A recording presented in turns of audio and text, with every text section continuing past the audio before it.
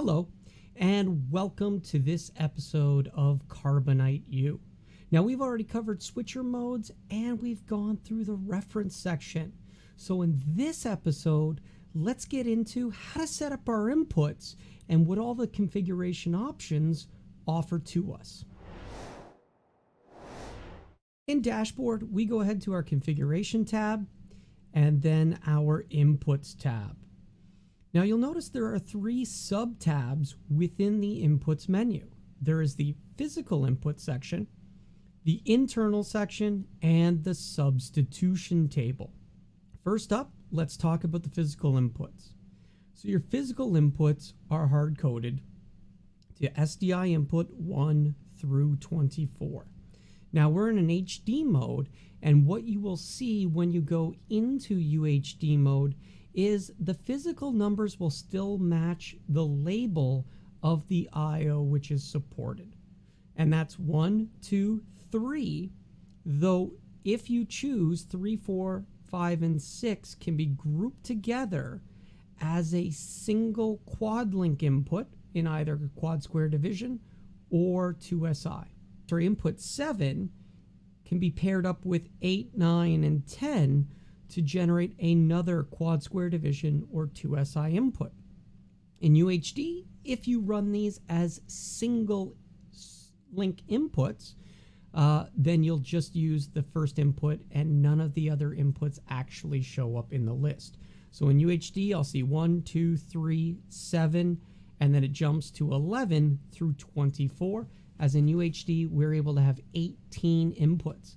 And again, with the format conversion that we have, we can take single link of non-UHD sources. I've set my system up so that it has everything on the first three, and then I jump over. That way I can flip in and out of UHD mode on this system. But normally you would populate them. In the text field, here we can come in and we can name our text.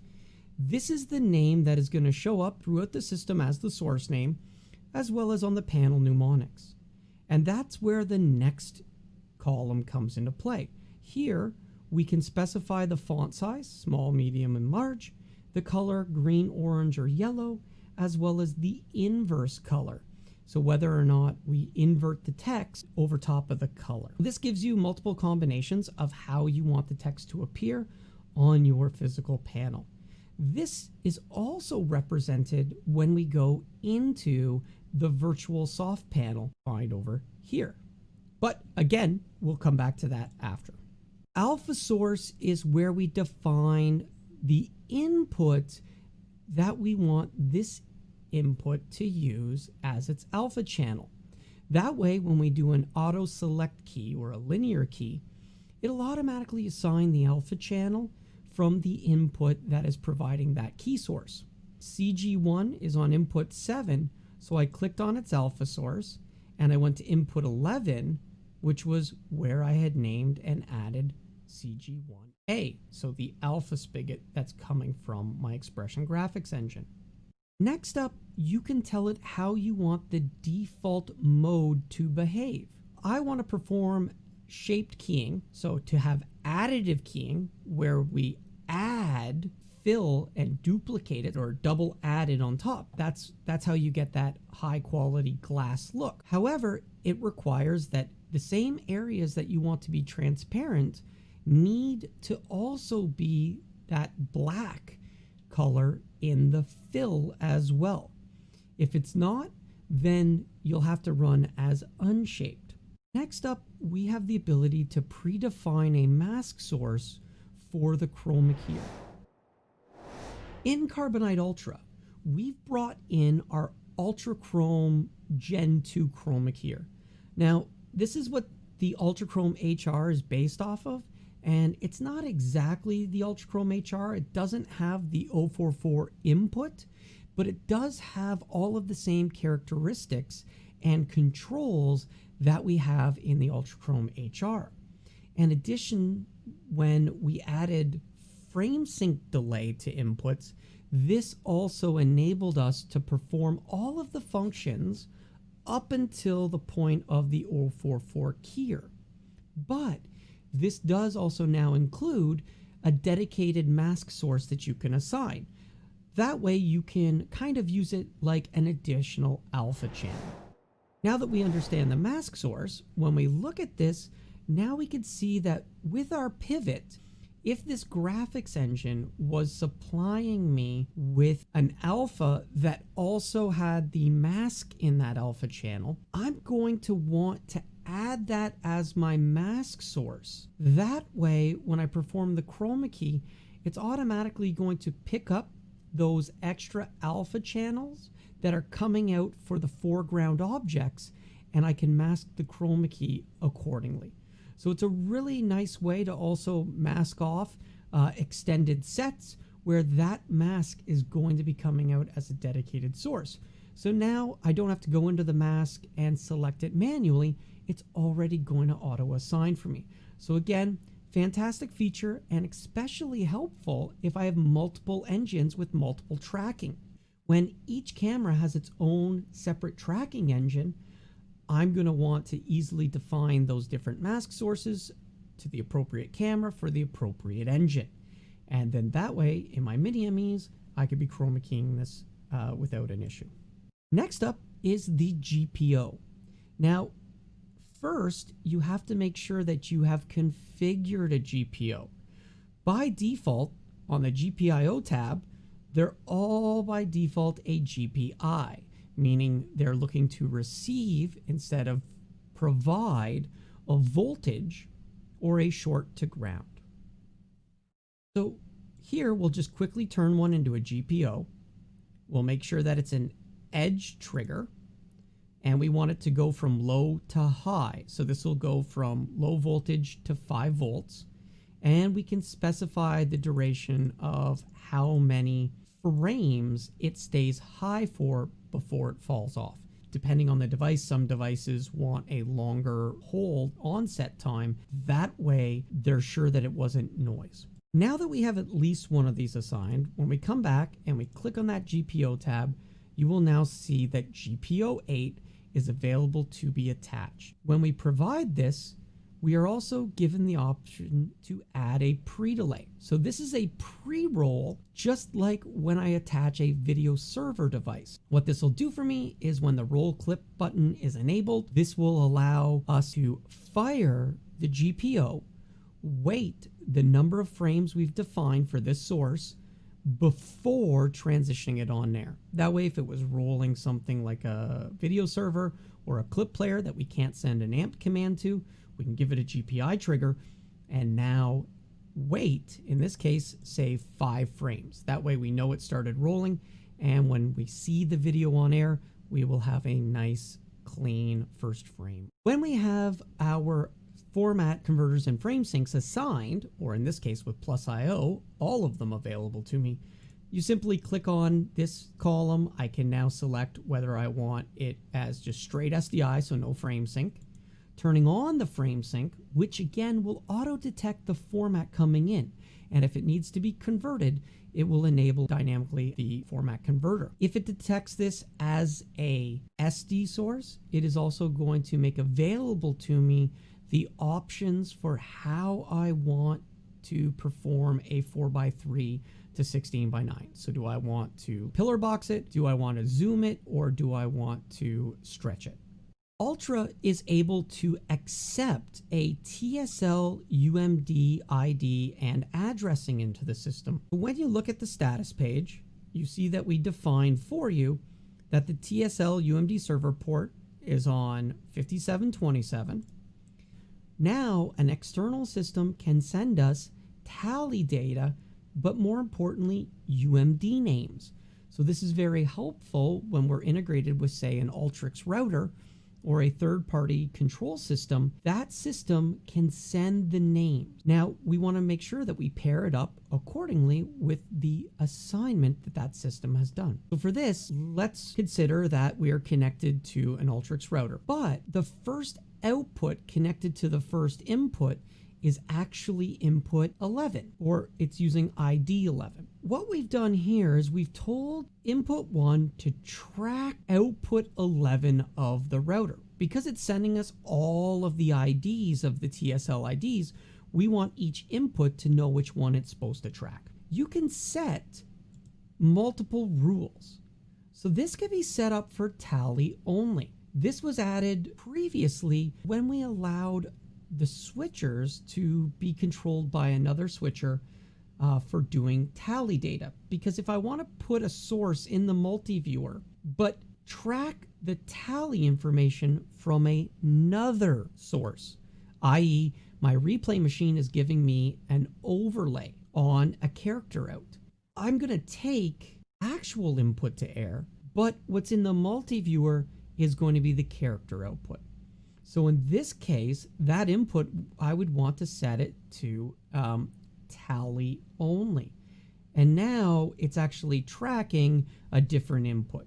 When we want the names to follow, then of course we have it in on mode. So now I've got names and tally.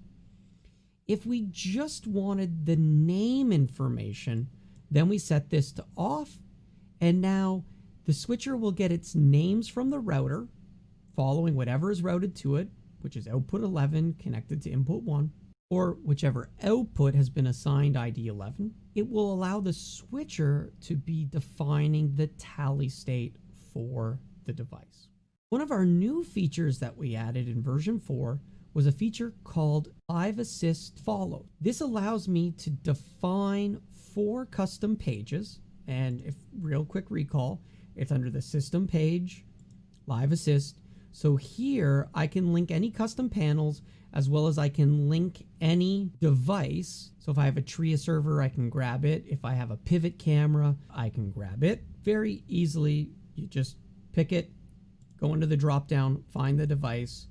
Then on the inputs, to make sure that the panel follows properly to that page or that device within your menu system, you have to make sure to tell it.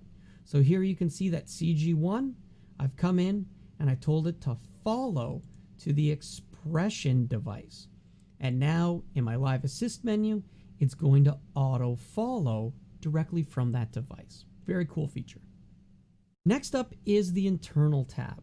The internal tab allows us to change the default names for all of the internal sources.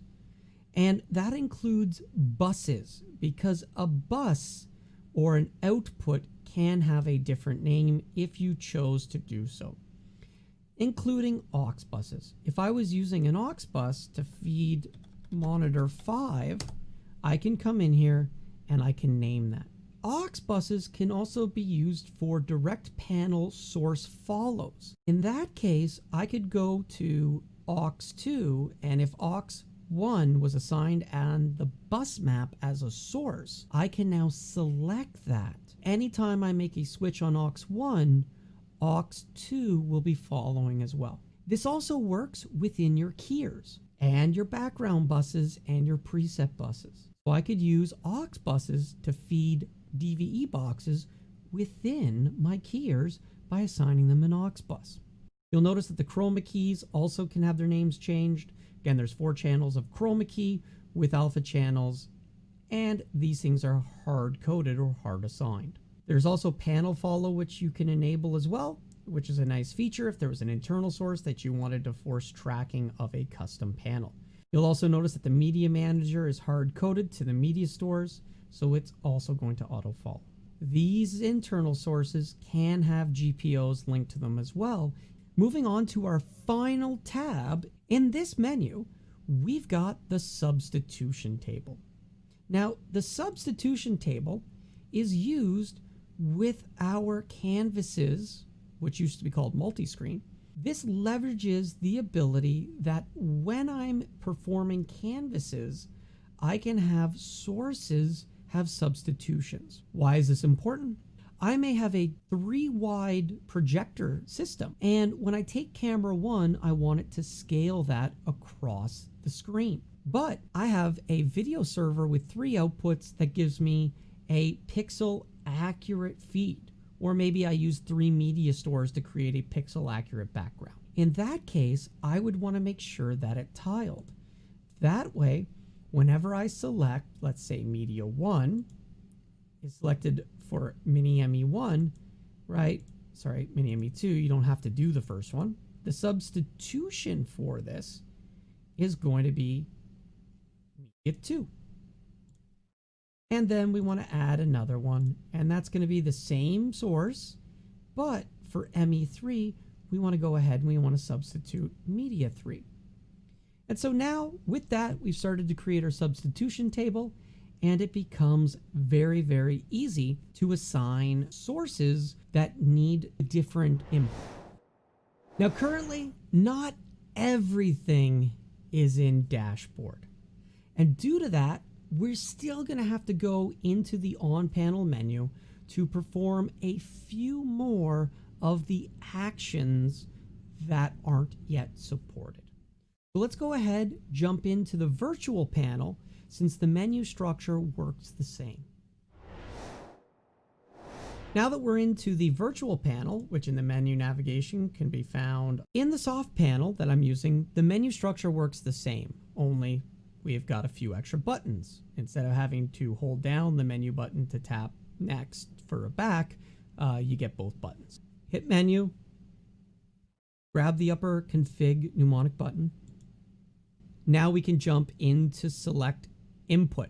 On the physical panel, this is a knob that scrolls clockwise and counterclockwise, and if you push on it, it has a button. So we're simulating up scroll, down scroll, and the push button with 3 buttons in the virtual panel. The first thing you'll see is the name. So just like the name column, you can actually come in here and use the knobs to change the name and set up the mnemonic for the device. And of course, you see the representation of the mnemonics in your virtual panel as well. Alpha source can also be assigned here. And the first knob allows you to scroll through the physical and internal inputs. So this is scrolling the input list. This would then allow me to set what I want my alpha to be, and then if it's shaped or unshaped. If we press the next key, the input stays the same, so you can still scroll up and down, but I can no longer click on it to drop into the mnemonic naming area. Now I can select the device that I want to associate with this. So if I come down and I look at CG, if I want to associate a Rostock device with this, I would click on next, and then I would use this button to scroll up until I found that device. And then I would click on the select button. Now we're going to cover devices in a separate tutorial. This is for external audio mixers like a Yamaha O1V96 or a DM1000. And this obviously not available because I haven't set up an audio mixer. But now I would be able to link the channels or the faders that are to be associated with CG1 for when it goes to air. Just like before, we can set a GPO. So if I wanted 8 and then the pre-delay, it's all there. Our video type is where we can set up our SDI frame sync, or our quad frame sync. So we're going to go ahead and leave that as SDI. Now we can also create substitutions directly on the panel.